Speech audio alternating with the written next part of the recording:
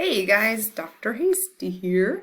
I was talking to Miss Corbin about a Fun Friday project, so to speak, for us this week because I have a book that I like and I've done this activity before with my students in class, and I just thought that maybe you guys would enjoy it. And then on Fun Friday, we can bring our rocks and we can share them. So I'm going to read you a story and then I'm going to give you a task at the end of the story. Now, this task is totally optional. You do not have to do it. It's just something to kind of get you outside, get you looking for rocks, get you painting if your parents will allow you, or decorating however you might be able to. I don't want, obviously we can't go to the stores and buy stuff if we don't have it. So we're going to take it one step at a time. But the first is to read the book.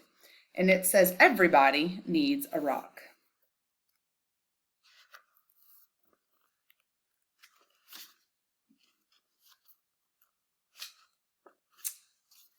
Make sure you can, this way. Maybe I'll just show you the pictures, huh? Everybody needs a rock. I'm sorry for kids who don't have a rock for a friend. I'm sorry for kids who only have tricycles, bicycles, horses, elephants, goldfish, three-room playhouses, fire engines, wind-up dragons, and things like that. If they don't have a rock for a friend. I wonder why having a rock for a friend would be so great. That's why I'm giving them my own 10 rules for finding a rock. Not just any rock. I mean a special rock that you'll find yourself and keep as long as you can, maybe even forever. So pay attention. The rules for finding the perfect rock are coming up. If somebody says, "What's so special about that rock?" don't even tell them. I don't.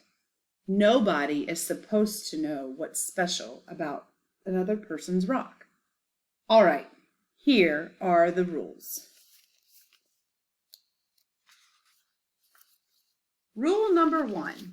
If you can, which we probably can't, go to a mountain made out of nothing but 100 million small, tiny, shiny, beautiful, roundish rocks. But if you can't, any place will do. Even an alley, even a sandy road. Got lots of sandy roads. Rule number 2. When you are looking at rocks, don't let mothers or fathers or sisters or brothers or even best friends talk to you. You should choose a rock when everything is quiet. Don't let dogs bark at you or bees buzz at you. But if they do, don't worry. The worst thing you can do is go rock hunting when you're worried. Rule number 3. Bend over. More. Even more.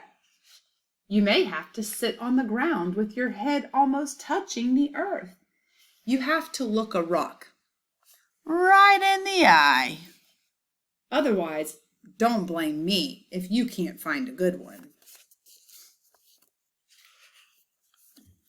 Rule number 4. Don't get a rock that is too big. You'll always be sorry. It won't fit your hand right, and it won't fit your pocket. A rock as big as an apple is too big. A rock as big as a horse is much too big.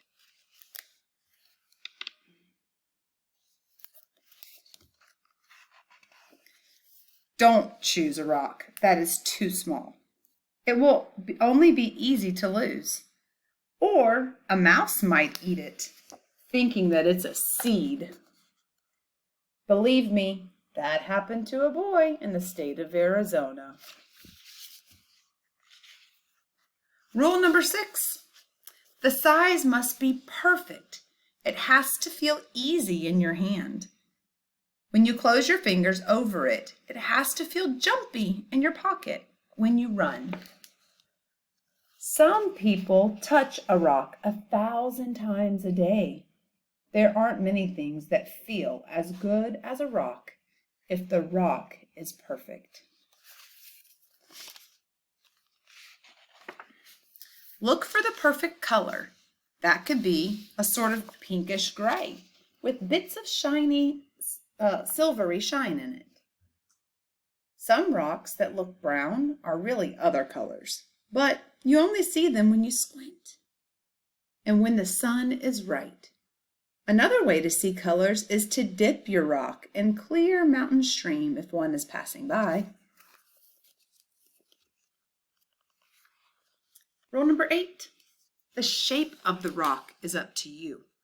There's a girl in Alaska who only likes flat rocks. Don't ask me why. I like them lumpy. The other thing is to remember about shapes is this. Any rock looks good with 100 other rocks around it on a hill. But if your rock is going to be special, it should look good by itself in the bathtub. I can't figure this camera thing out. My books are all crooked. Rule number 9, always sniff a rock. Rocks have their own smells. Some kids can tell by sniffing whether a rock came from the middle of the earth or from an ocean or from a mountain where wind and sun touched it every day for 1,000,000 years. You'll find out that grown-ups can't tell these things. Too bad for them. They just can't smell as well as kids.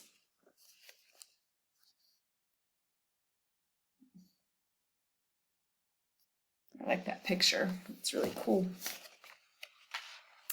Last but not least, rule number 10. Don't ask anybody to help you choose. I've seen a lizard pick one rock out of a desert full of rocks and go sit there alone. I've seen a snail pass up 20 rocks and spend all day getting to the one that it wanted. You have to make up your mind. You'll know.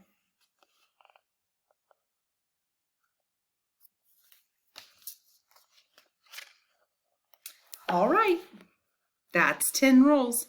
If you think of any more, write them down yourself. I'm going out to play a game that takes me just one rock to play. I happen to have a rock here in my hand. All right, guys, so your task is to go find the perfect rock, the perfect look, the perfect shape, the perfect smell, the perfect texture, the way it feels for you.